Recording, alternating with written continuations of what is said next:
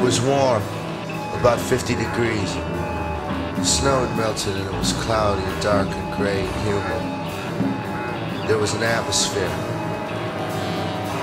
Some old friend of Bunny's showed up at the animal farm with morphine, and Kirsten started shaking, and Willie said, "Let's take a walk, baby." She had been there 3 days and hadn't had any dope in all that time. No heroin or morphine or Demerol or opium. It was the longest she'd gone in a while. She was trying to kick. There were little hard areas on the insides of her arms from hitting up, but otherwise she was soft and beautiful. She was 5 feet 3 inches tall and weighed 100 pounds. He read it on her driver's license. She wore a black motorcycle jacket, black jeans and boots. Had the whitest skin he ever saw.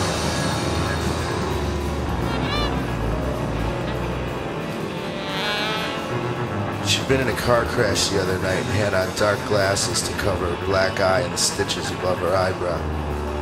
They walked around the block and up the hill to the little Baptist graveyard they had there, and Willie watched Kirsten dance this little spinning dance among the ancient tombstones. She bobbed up and down. The stones were white or dark gray and stood from a few inches to a few feet above the wet green grass.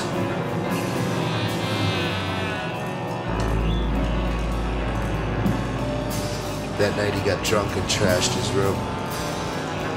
He was trying to help her kick heroin and he was nothing but a fucking drunk himself. It was pitiful. When he woke up in the morning, she was gone. He called her name, but she was gone.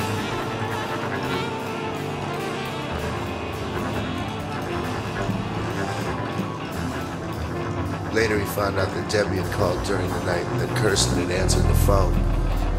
Debbie had cried and called him a monster and the devil. Maybe he was a monster and the devil. He began to look more and more like that every day. He thought about Monty Clift and his new face, and the way he got in car crashes and died. Or was it about some guys? He tried to call Kirsten again and again, but there was no answer. Finally, she called him. She said she loved him.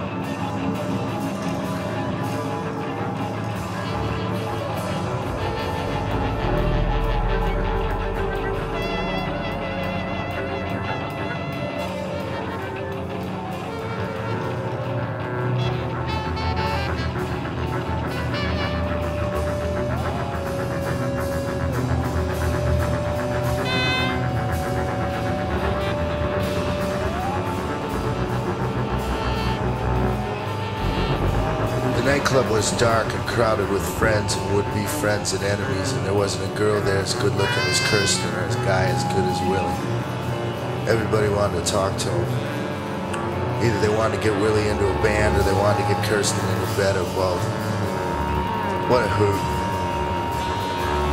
At one point, the singer of the band who was playing introduced Willie and handed him a mic, and Willie got up and sang a song and people danced. Most of the people they talked to handed them business cards or napkins with telephone numbers on them. When they got home, they emptied these from their pocket and made a pile of them in the big ashtray on the nightstand and lit them on fire. They laughed and turned out the light and didn't leave the house again for the rest of the weekend except to get cigarettes and liquor.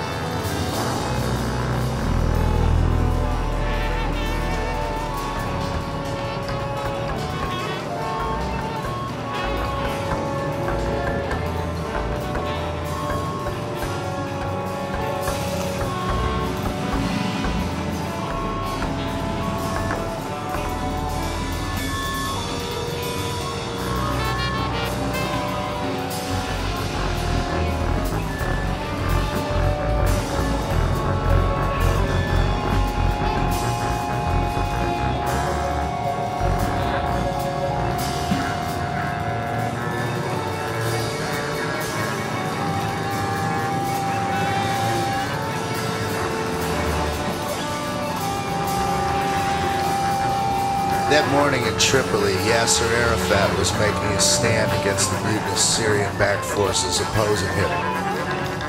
Mutineers had driven him from the camp he'd held on the outskirts of the city and were now pounding Tripoli itself with 30 shells a minute. Willie watched it on the tube. Grad rockets firing from the backs of trucks. Young Arabs in tattered fatigues firing AK-47s around corners or carrying wounded comrades on makeshift stretchers. Arafat said he could hold the city for 2 months. Poor bastard, Willie thought. I thought I had a bad year.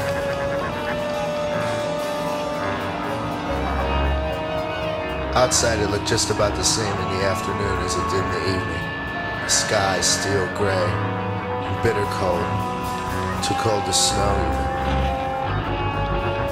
When Kirsten came that night, she brought a pint of CC. He didn't even like CC. She was a beautiful thing. There was an atmosphere. Some old friend of Bunny's showed up at the animal farm with morphine, and Kirsten started shaking, and Willie said, "Let's take a walk there." She told the craziest stories. She'd been there 3 days. The guy tried to set her on fire once, and a friend of hers got machine gunned in his car. Heroin or morphine or devil, junkie stories. And she was so beautiful and tiny and fragile and young. She was trying to forget everything else and be comfortable. Now she lay close to him on the bed. There were little heart areas on the insides of her arms from hitting her on her forehead. But otherwise, she was soft and beautiful. Oh, Willie, I get so scared sometimes. 3 inches tall and weighed 100 pounds. Willie read it on her driver's license. Me too. She wore a black leather motorcycle jacket, black jeans, and boots. She's probably the most honest girl he ever saw. She told him right up front. She'd been in a car crash the other night and had on dark glasses to cover her black eye and the stitches above her eyebrow. Maybe she would, he thought, but he doubted it. They walked around the block and up the hill to the little Baptist graveyard they had there. Willie watched Kirsten dance this little spinning dance. Now the light was out and TV was on, and some all-night news show was running footage of the space shuttle landing. Stones were white and dark gray and stood from a few inches to a few feet above the wet green grass. Sigh in her throat. Willie was resting on his elbow, smoking a cigarette and watching her. He was trying to help her kick heroin, and he was nothing but a fucking drunk himself. He touched her black hair with his hand. He kissed her. When he woke up in the morning, she was gone. He called her name, but she was gone.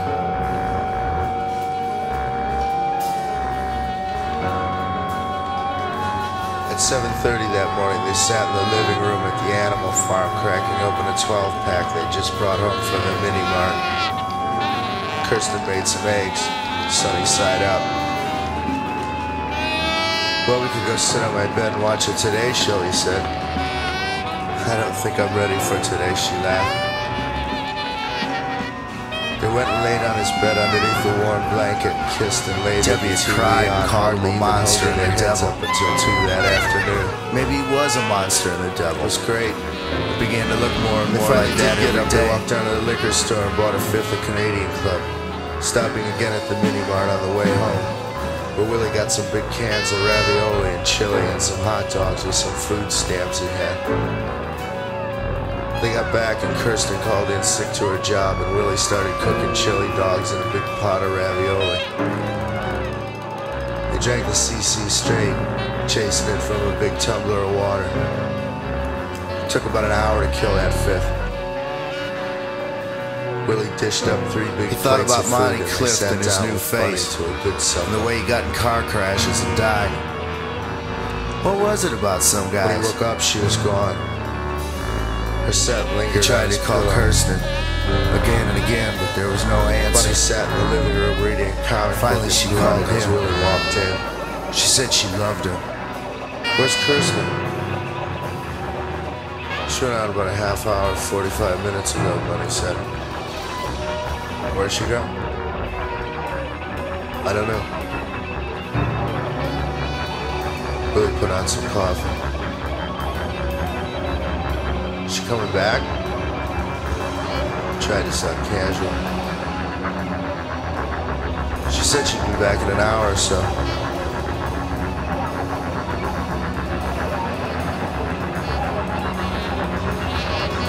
where she'd gone to cop.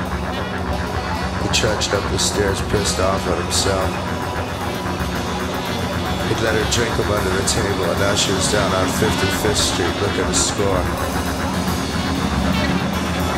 He went in the bathroom and got undressed, turned on the hot water and took a shower.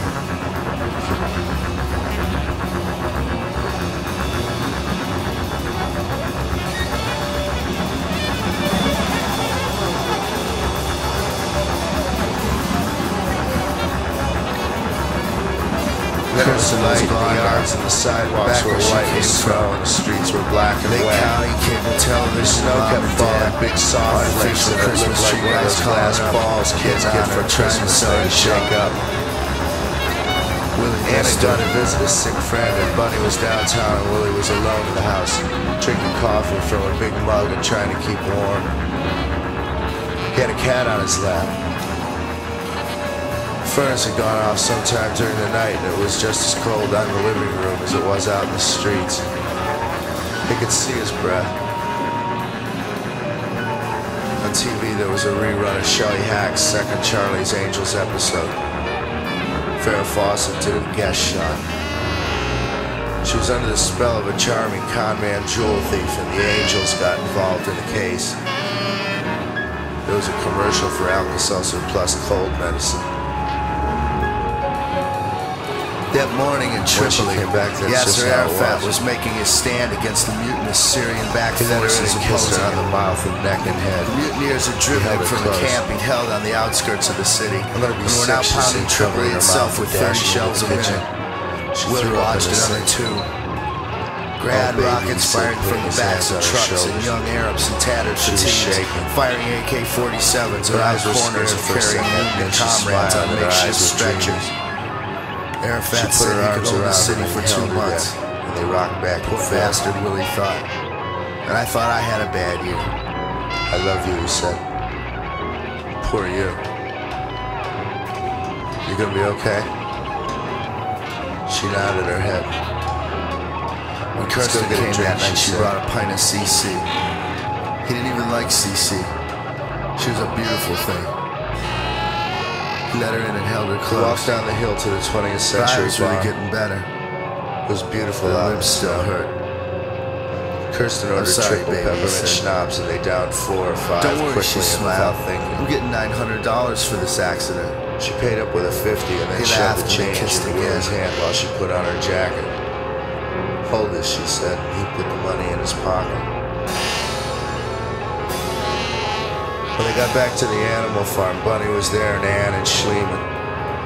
Bunny was making some wicked remarks about Willie's misuse of the word juxtaposition, and everybody was laughing, and Willie flipped out his knife and hurled it across the room where it stuck in the wooden floor inches away from Bunny's bare foot.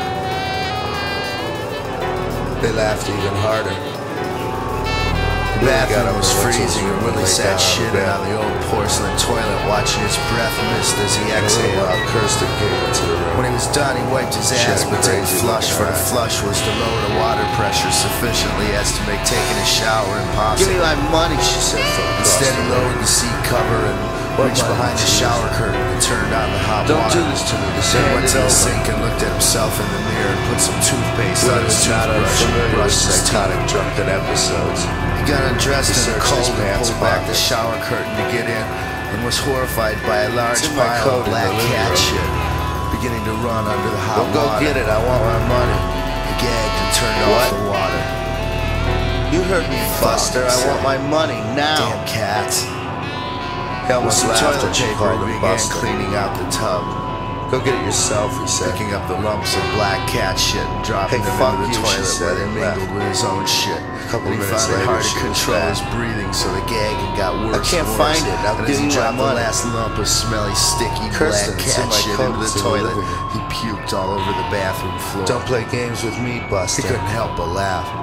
Fuck you. I'm not gonna do anything for you until you stop talking to me like this. Each word misting in the frigid air in front of him. I want my money, you fucker. Turned the hot water on again and let it run till the murky water at the bottom missed his head by inches. And then he stepped in and pulled the shower. Then she was on him and trying to hit him, and he was holding her back. Kirsten, baby, he was saying, what are you doing? Think about what you're doing. Do you really think I would take your money? Look, I'll go get it. New Year's Eve wait here just before midnight. Willie and Kirsten walked down the hill expecting to go to the 20th century, but it was closed, so instead they went to the master plan bar, which was 1 block up. She was crying on the floor. Her feet made pointy little footprints in the snow alongside his. Almost dropped her. He had never seen a footprint so small or pointy. She cried and cried. He knew that she would be able to recognize it always there. They had been drinking since noon. The master plan was dark and crowded and rowdy. They were the only white people in there. They had drinks the bartender called Long Island iced tea, which contained gin, vodka, rum, tequila, and cognac, and which were served over ice in tall frosted glasses with a slice of lemon and a maraschino cherry. On TV, there was a commercial for alcoholism treatment. Kirsten played some art. Some guy sat on the jukebox and laughed. I just got tired of waking up every morning with bruises all over my body. He sat with his back to the bar and watched. Fucking panty waist, she was smiling. Who needs smiling? She crossed over to where he sat and threw her arms around his neck. He laughed and they kissed and they drank from their drinks. Willie bumped into an old gold-toothed guy sitting next to him and said, "Excuse me," and the guy said, "Oh, that's all right. My name's Ben. Happy New Year's to you." And Willie introduced himself and Kirsten asked Ben if he had any New Year's resolutions. Propped up on his elbow, reading a book.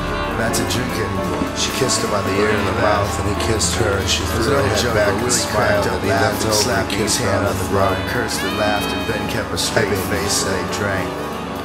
Closer she got the prettiest smile and crowded the bar became. So easy. At New Year's they hugged and kissed and day or night she around on the house, and Willie went home happy as hell. He smiled and kissed her again, and the book fell off the bed. He told her it was 9 in the morning.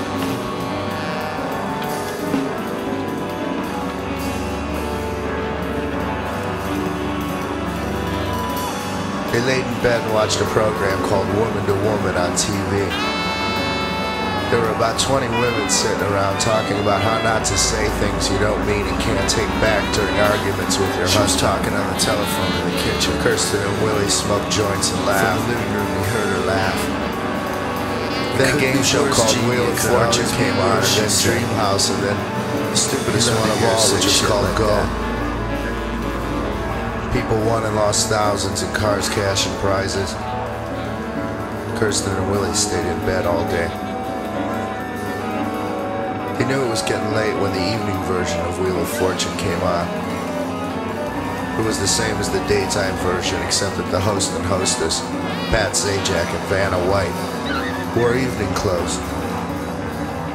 "I think I'm ODing on TV," he said. "Stop shaking, Han," she commanded. He cracked up laughing.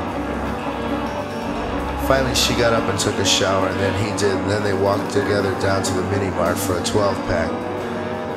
He had read somewhere, or somebody had told him, that Schlitz had the highest alcoholic content of any domestic beer, and so they got Schlitz. It was bitter cold outside, and his ears burned in the icy wind. They walked back up the hill, hand in hand, smiling. They might even have been happy. He just knew it made him happy to see her. The windows of the house was out, the TV was on, and some all-night news show was running footage of the space shuttle landing at Edwards Air Force Base. Dads were coming home from work. Kirsten was asleep and made a little sigh in her throat. Willie was resting on his elbow, smoking a cigarette and watching her. She was beautiful.